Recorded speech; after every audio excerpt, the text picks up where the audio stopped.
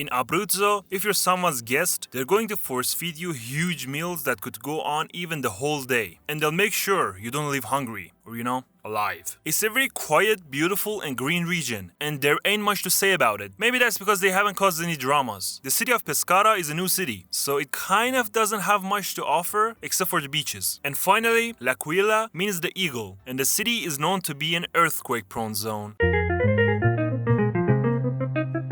Aosta Valley is the smallest and the least populated region. Bonjour, where am I? So a lot of them can speak French, and their Italian has a thick dialect that's very hard to understand. And they love skiing, and I think it's one of the best forgotten mountainous snowy places in Europe. People from Apulia are nice, cheerful people who all live in a trullo and are less southern than other southerners. Also, they love dancing and partying, and they take it easy. This is Puglia. I know the public transit sucks, and in the summer you look like James Brown in the last 15 minutes of his concerts, but the region is stunning. I mean, look at this beach. Isn't it gorgeous? Never mind. The food is great. Also, this region isn't that well known, so you better keep it that way. People in Bari are self-entitled and brag about their city. There's even a saying that goes, if Paris were on the sea, it would just be a little Bari. They're enemies with people from Lecce, and good luck finding a parking spot there. When in Bari, you can visit Santa Claus's crib. Taranto isn't that clean, with some grim industrial parts, and there's a high chance of developing cancer within a few years if you live there. And Lecce is the Florence of the south. About Basilicata region, no one knows anything about it, and it's basically forgotten. It's very mountainous and barely has any coastline, and everyone is leaving the region, especially the younger population. In the city of Potenza, you're either a tomato farmer or work in public administration. And Matenda is one of the oldest continuously inhabited cities in the world, and it used to be called the shame of Italy because of its poverty, especially in saucy districts. But now, it's recognized as a UNESCO World Heritage Site. Calabrian people are extremely stubborn with a dialect and no sense of humor. They love spicy food and put red hot chili peppers on top of everything they eat. They're very nice people if you're a friend of the family, otherwise you might get shot. They're all associated with 'Ndrangheta, which is the most powerful and wealthy mafia organization in the world, and they're so proud. Even if they live 10,000 miles away from each other, they have friends who send them Enduia, Spressata, and Caciocavallo, and their favorite method of dispute resolution is by talking it out. So don't make them angry. Reggio Calabria is a safe city with a bronze museum to see naked ancient statues. And about Catanzaro, Mr. Mayor, sir, we have a lot of traffic on this overpass. Roundabout. But sir, it's elevated. Roundabout!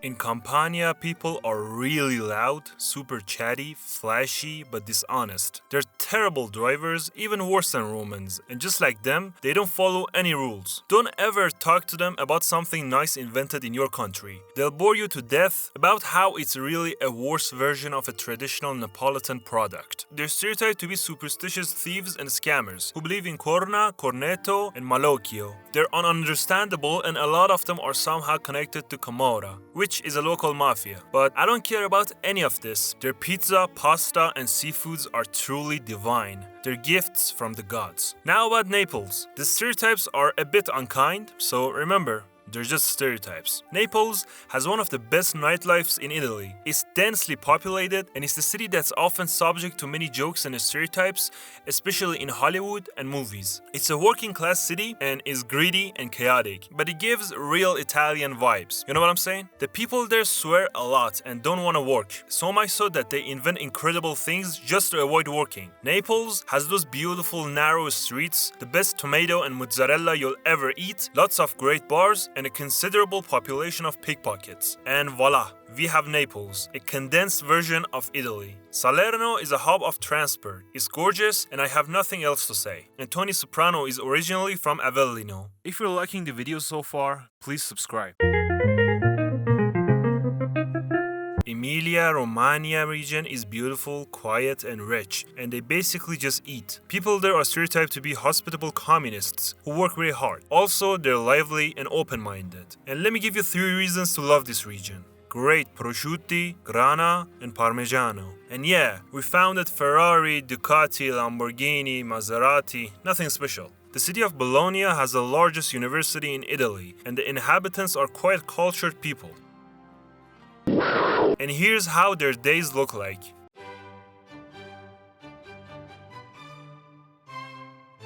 I guess I can't blame them. The place is packed with amazing food and top-notch restaurants. It's even known to be the food capital of Italy, so you'll definitely be a fat, happy person living there. Just walk around the city and explore the places. You'll fall in love with it. That is, if you find your way out of the train station. Okay, now the city of Parma, Modena, Ferrara, Ravenna, and people in Reggio Emilia have a rivalry with Parma. And finally, Piacenza means pleasant place to live, which is kind of self-explanatory. Friuli-Venezia Giulia is like Veneto. The people are very reserved but less rude. And the region is very underrated, well, except for Lignano. And no one really knows much about them. Don't ever hope to understand their local dialect, even if you're Italian, because it's been shaped by Germanic, Romance, and Slavic languages. The city of Trieste is beautiful, with rich history, lots of old people, and Slovenians still would like to annex them. And Udine is an okay city, which is smaller than Trieste. People in Lazio are lazy, really care about the food, and love nothing more than eating. They're really loud and are obsessed with scooters and are horrible at driving and invent the most creative ways to park their car and are famous for not following the law. Lazio has the most intense derby. We're gonna crush your team, rich boy. Hey, Mussolini called. He wants his team back. On an average day, Romans wake up with the sound of car horns and shouting, spend 1/3 of the day in traffic swearing and shouting, go to work and curse their corrupt politicians, and then sleep on their governmental job. Then after 13 minutes of productive work, they leave the workplace to go to a restaurant and eat lots of pasta. On their way home, the city's beauty makes them forget about everything. Northern Romans are stereotyped as super rich, arrogant people who show their wealth through expensive clothes, watches, and cars. And people from the south wear normal clothes, use the terrible public transit, and have a Roman dialect. Rome is a mess, but I'd like to describe it as a chaotic, beautiful place. You'll both hate and at the same time love the city. The city of Latina was founded in 1930s, so a relatively new city with a dead city center. So just stay in Rome. Alright? And people who cannot afford Rome come to Guidonia Montecelio, which is filled with commuters. Ligurians are stereotyped as stingy, gossipy, and unfriendly towards the tourists, especially the ones who come from Lombardy or Piedmont region. Other Italians have a saying about them that translates into, they have short arms, meaning too short to reach into their pockets for money. Look, enough with this stereotype. I'm from Liguria, and I'm not cheap. I'm just really good at saving money. And if I'm lying, may the floods come and take me away. Now, about Genova, let me start with a joke. A boy asks his dad to borrow 5 euros, to which his dad replies, "What the hell are you going to do with 4 euros? Nowadays, 3 euros are too much in your pocket. Go to the kitchen. There are 2 euros on the table. Take one and do not forget to bring home the change." You'll either absolutely love Genova or really hate it. It's a gritty industrial city with a never-ending traffic noise that will drive you nuts. There are not many tourists and you won't get any fake smiles from the locals. They're the real deal. In fact, you might not get any smiles. Also, they're in love with focaccia and pesto and abuse the word Bellin. About La Spezia, people just pass through it to go to Cinque Terre. Everyone in Lombardy is a cold, unfriendly snob who is a super posh workaholic. They'll show you a room like this and say 800 euros a month. People there are split into two groups, Northern League supporters and people who are ashamed of it, who are most likely vegan and think they're better than everybody else. About rural Lombardy, they get very thick fogs, which is because Lombardy is basically a huge valley between the Alps that traps all the moisture. So sometimes it feels like Silent Hill. Also in this region, everyone hates Milan. People from Milan are all yuppies with an accent and an inflated ego, who are always always in a rush and want to make good money. Also, they only drive German cars and are super focused on their careers. I guess they have to be, because compared to the cost of living, the salaries ain't that good. They're crazy about their looks, like even if they want to take out the trash, they must look good. They go to remote places for their vacations, but even there, they keep talking about Milan and how it's better. I think Milan is similar to LA. It's modern, dangerous at places, housing is expensive,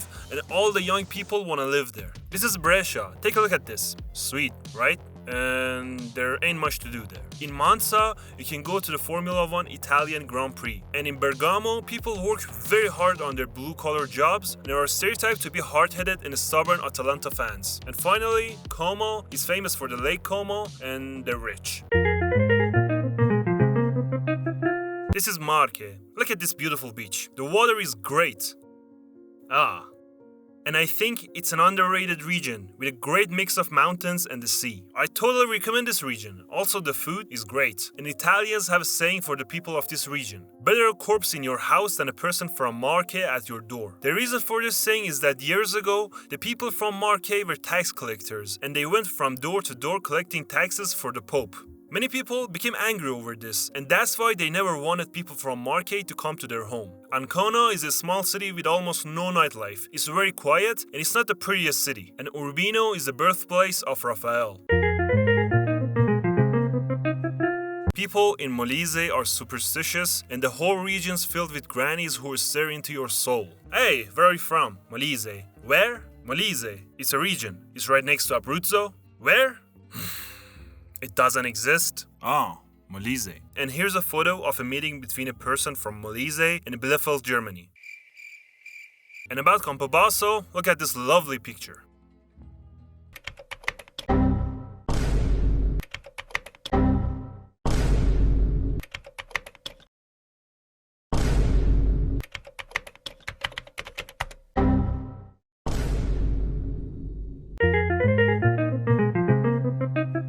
Piemonte is the Italian version of France. They're stereotyped to be snobby, serious, and rich. But the most famous stereotype about them is that they're nice, but they're not sincere about it, which means something like this.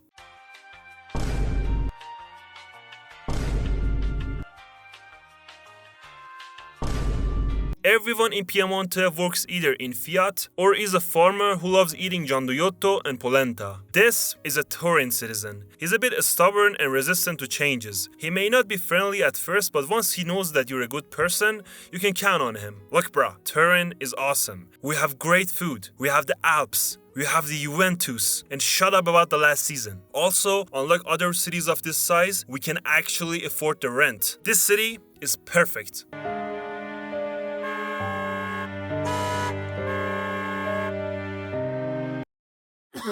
Okay, it's not that perfect. And Novara is a decent, calm and quiet city. Sardinia is the paradise on earth for every Italian. It's like Caribbean, but in Europe.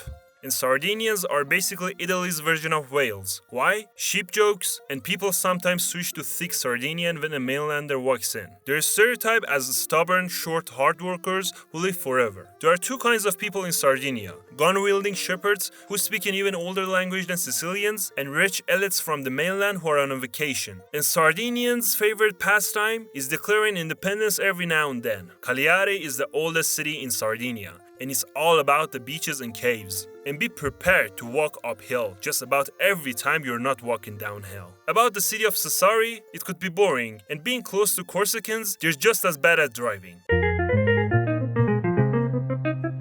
Sicilians are hot-blooded mafia members who speak a language that is older than most civilizations. They know everyone in the whole island by remote familiar connections that they know by heart. Okay, here's how a stereotypical Sicilian is like. This is Antonio. He's very lazy and very racist, and he loves traditions. He's a horrible driver and doesn't have a job, so he stays home with his mama even though he's 35. He loves whatever his nana cooks for him, and their meals go on for hours. His favorite thing to do is to go to their family's second house in the middle of nowhere and drink himself to alcoholic coma. He's also very suspicious of outsiders, even people from mainland Italy. So you see, most of these stereotypes are negative and come from northerners. Oh, and I forgot about the trash. There's trash. Lots of trash. But Sicilians are also known to be very hospitable, sincere, and easygoing. About Palermo, it's an old beautiful city, and you can visit the catacombs if you want to have nightmares. Catania is a gorgeous city, but it's dirty at some places, has some shady people in it, and it's a nightmare to drive in. And about Messina, no, there are no floating boats there. It's just a mirage. And Syracuse is where Archimedes was born. Trentino, South Tyrol is like half Austria and half Italy, and everything there is tidy and precise. Suck at most other regions. We're autonomous, so we keep most of our tax money to ourselves. The city of Trento makes up the Italian half of the region, and it's all about the Dolomites, the students, hiking and biking. Bolzano is the schnitzel and beer-loving half. The people are friendly, hardworking German wannabes who are crazy rich, and in Bolzano almost everything is German, well, except for the citizenship. They're stereotyped to be overconfident, arrogant communists who use the absolute worst swear words and brag about inventing the Italian language. Also, they're famous for their city rivalries. When you think about Tuscany, you don't think about the beautiful landscape, but about how guys distant less than a few kilometers hate each other to death. Basically, for every city in Tuscany, the other ones are the worst places in the world. But they all unite to hate on Pisa. Why? Because they spent a lot of years divided in extremely small kingdoms and then spent centuries trying to kill each other for their rulers. And well, if you're thinking of getting a place there, don't bother. There's really nothing available. Nothing? I can get a sublet, a guest room, a cot? Nothing? Florence is the Renaissance capital and is full of art and inflated egos. There are lots of American tourists there, so much that the city center feels like an American colony. Also, it's the worst city in the world if you're from Pisa, Siena, or Arezzo. And whatever you do not wear a Juventus shirt when in Florence. Siena has the Palio, which is a bareback horse race, and Valdorce, which is a piece of heaven. Prato has lots of Chinese people. In Livorno, you're either a waiter or a factory worker. And the locals don't care if you're a tourist. They'd frankly just be glad you're not from Pisa. Pisa has a leaning tower and it feels like a nice pit stop on the way to Lucca. Also, the dream of a Pisa citizen is to wake up at noon, look at the sea, and don't see Livorno anymore. Alright, we have Umbria. It's rural with lots of green hill towns, and it's all about the woods, saints, and walls. My coastline is better. No, mine is better. Hold my beer, gentlemen. You guys have coastlines? They have the best truffles, and if they could afford it, they put it on everything. Perugia is all about jazz and chocolate, and do not forget to flush the toilet, because someone was murdered because of that. People in Veneto are stereotyped to be alcoholic hard workers with good working ethics who like to curse a lot and really love polenta and risi e bisi. Everyone in Veneto owns lots of land and a tractor. They're basically millionaires who also do farming. Also, they hate the people from the south. Those damn Romans. They take our tax money. Hey, what the hell are you doing? What? It's aperitivo hour. Hey, you shouldn't drive. I'm fine. We have the best region. We have the best Prosecco, Spritz, and I don't know, fog. It's very culturally fragmented and it changes from one province or even town, hell, even village to village. People from Venice are famous to be Grand Signori, and they hate tourists. In Verona, everyone is super right-wing. They're arch enemies with Naples and are proud of their lovely city. So, this is the city of Romeo and Juliet, eh? Bro, they're not real. What? Too bad. I brought all this cash for Juliet's house tour. So this is Juliet's balcony. For real? Yes. Shut up and take my money. This is the average citizen of Padova. Well, he's a doctor.